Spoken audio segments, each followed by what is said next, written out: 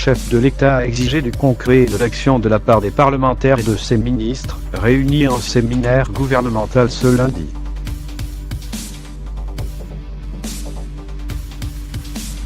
Le président resserre la vis.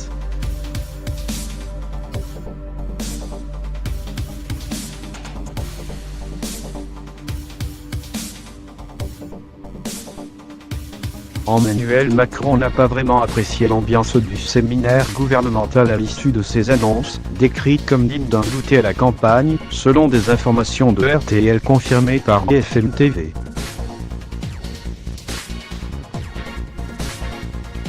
Il nous a bien secoué la gueule, a confié un membre du gouvernement au micro rouge.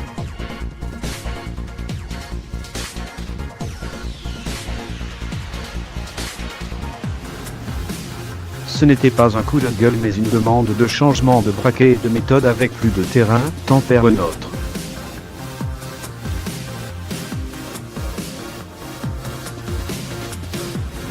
C'était convivial mais studieux, je n'ai pas perçu ça comme un moment de vacances, se défend auprès de BFM TV un de leurs collègues.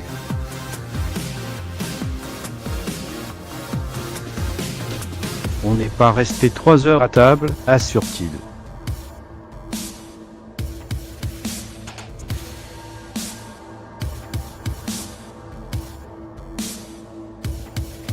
On a quand même débroussaillé des trucs.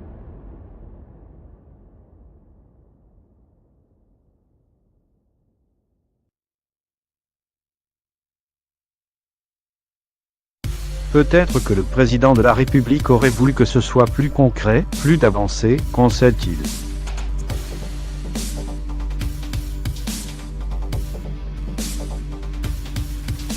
On a quand même débroussaillé des trucs, mais c'est difficile de transformer instantanément des arbitrages, fait valoir ce ministre.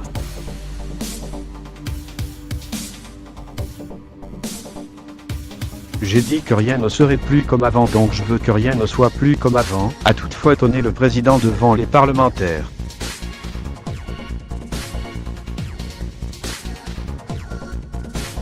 Il faut que ce que l'on décide se fasse, que ce que l'on fait se voit, que vous alliez sur le terrain, a-t-il exigé, selon nos informations.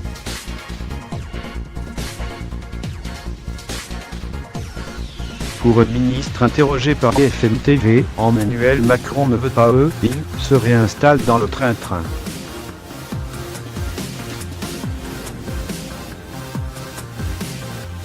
Oui, il met la pression, admet-il, jugeant toutefois que ce n'est pas plus mal.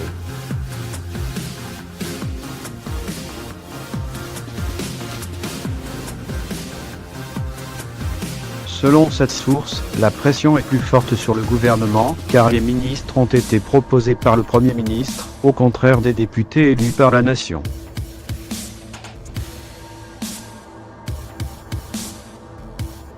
Mardi, la porte-parole du gouvernement Sibeth Ndiaye a déclaré que le chef de l'État souhaitait voir l'action publique et celle des ministres évaluées directement par les citoyens à l'avenir.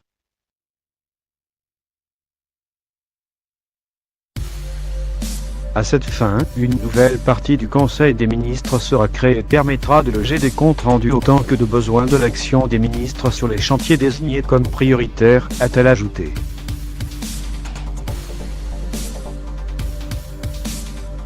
Macron rend hommage à Anémone, une femme drôle et émouvante.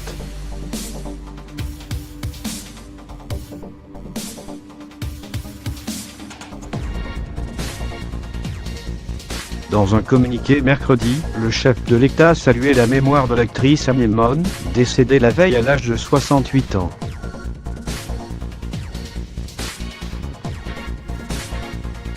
Drôle, émouvante, farouchement libre. Emmanuel Macron a salué mercredi la mémoire de l'actrice Anémone, décédée mardi des suites d'une longue maladie, louant sa force comique et son talent.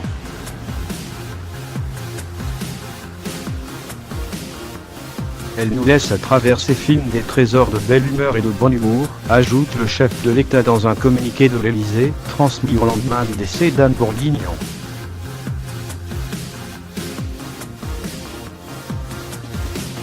Anémone avait cette force comique qui passait chez elle par une maîtrise virtuose des rythmes, des décalages et des dissonances, des jeux de mots et des effets vocaux, ajoute le président.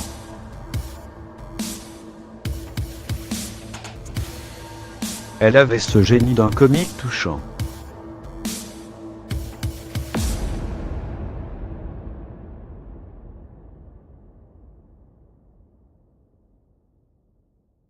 À cette image de cette fleur qu'elle s'était choisie comme nom, le talent d'Anémone avait cette richesse de couleurs et cette puissance d'éclat qui a illuminé durant des décennies nos salles obscures et nos scènes de théâtre, poursuit le chef de l'État, qui estime qu'elle aura traversé le cinéma français avec liberté. Provocatrice, pudique, elle avait ce génie d'un comique touchant.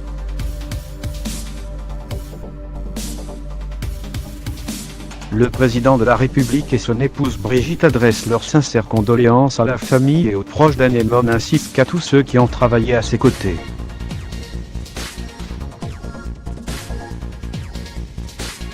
L'actrice, qui en 1966 joue dans le film Anémone de Philippe Garrel, est décédée mardi matin des suites d'une longue maladie, avait déclaré son agent à l'AFP.